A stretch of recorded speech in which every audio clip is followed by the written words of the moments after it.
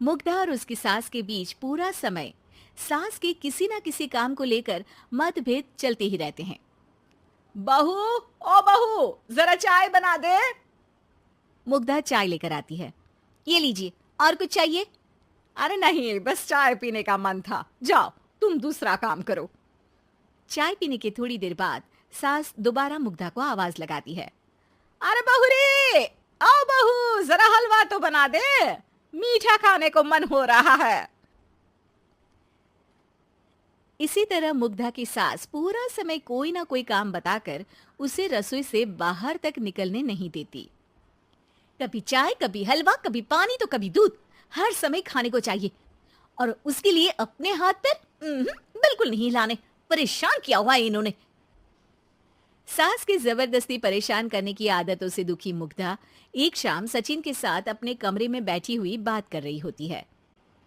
सुनो जी, मम्मी जी की ये जानबूझकर मुझे परेशान करने की फरमाइशों से मैं बहुत फ्रस्ट्रेट हो चुकी हूँ।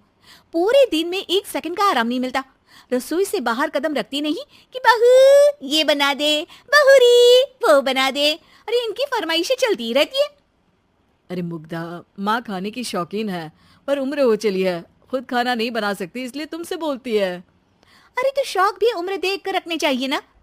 समझ में नहीं आता, हर समय फेविकॉल का जोड़ लगाए सोफे से चिपके बैठी रहती है। इतना सब डाइजेस्ट कैसे हो जाता है उन्हें?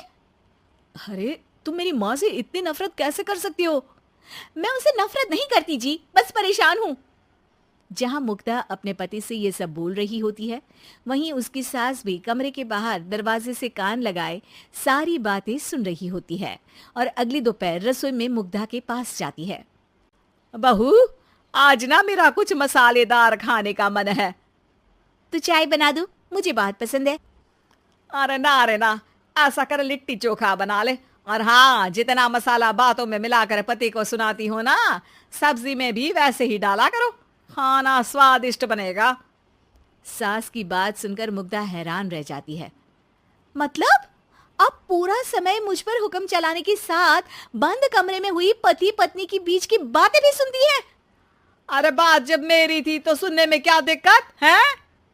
ये कहकर सास वहां से चली जाती है। अरे अब तो हद पार हो गई, इस तरह से तो ये मेरा जीना मुश्किल कर देंगी।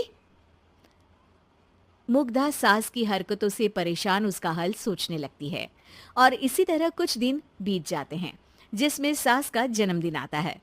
मुग्धा बहुत खुशी के साथ अपनी सास को एंड्रॉइड मोबाइल गिफ्ट करती है। मम्मी, आपको सबसे बात करने के लिए बहुत दिक्कत होती है ना? कभी सचिन तो कभी मुझे बोलना पड़ता है, पर इस मोबाइल से आपको कोई दिक्कत नहीं होगी। एक जगह बैठे बैठे बहुत कुछ कर सकती हैं अब आप। मोबाइल देख सासू माँ खुश हो जाती है, पर उसे इस्तेमाल करना तो आता नहीं, इसलिए साइड में रख देती है। जिसे देख मुग्धा घर का सारा काम छोड़ मोबाइल सेट कर सास को इस्तेमाल करना सिखाने लगती है, जिसके बाद अब सास पूरा समय मोबाइल में ही लगी रहती है। हाय, जब से मम्मी को मोबाइल मिला है मेरी लाइफ में कितनी शांति आई है। अच्छा है, इसी तरह बिजी रहे तो मैं भी सुकून की जिंदगी जी पाऊंगी। अब मुग्धा जब मन करे काम करना, जैसा चाहे वैसा खाना बनाकर खाना, पूरा समय रिलैक्स और खुश रहने लगती है। क्या बात है, आजकल तुम बहुत चहक रही हो। अरे मम्मी जी से छुटकारा जो मिला है, अब ना फरमाइशें ना छुप छुप कर बातें सुनना। अच्छा, तो मोबाइल गिफ्ट करने की ये स्कीम थी। इसी तरह दिन बीतते हैं और अब मोबाइल पर लगी सास फरमाइशों की जगह सवालों के लिए बहू को आवाजें लगाना शुरू कर देती है। अरे बहू सुन तो, देख जरा किसी का फोन क्यों नहीं मिल रहा? रिचार्ज खत्म हो गया है, पर अभी 4 दिन पहले ही तो मैंने किया था, इतनी जल्दी कैसे खत्म हो गया? अरे मैंने कल तेरी कनाडा वाली मौसी सास से 3 घंटे बात की थी ना। क्या? इतना महंगा तो मोबाइल भी नहीं आया जितना महंगा इसका रिचार्ज पड़ रहा है। इसके बाद तो जैसे मुग्धा के दिन के 24 घंटे में से 20 घंटे सास के पास उनके मोबाइल रिलेटेड प्रॉब्लम सॉल्व करने की ड्यूटी ही बन जाती है। अरे मुग्धा, ये मोबाइल में अचानक तेरी मौसी सास की शक्ल क्यों दिखने लगी? और ये तो हिल भी रही है। मम्मी, ये गूगल डुओ का वीडियो कॉल है, इसमें आप बात करने के साथ एक दूसरे की शक्ल भी देख सकती हो। अच्छा, ये तूने मुझे पहले क्यों नहीं बताया? अब बताने के लिए पहले नहीं बताया। इसी बीच सचिन भी वहां आ जाता है और सास अपनी वीडियो कॉल में बिजी हो जाती है। क्यों, सास बहू में क्या गपशप चल रही है? इसे गपशप नहीं, दिमाग का दही होना बोलते हैं। पर तुम तो मम्मी को मोबाइल देकर बहुत खुश थी, फिर क्या हुआ? हाँ, उसका सुकून भी कुछ ही दिन मिला। अब घर के टंटे खत्म हुए तो मोबाइल की टिंग टिंग शुरू हो गई। देखो भाई, कुछ पाने के लिए कुछ खोना तो पड़ता है।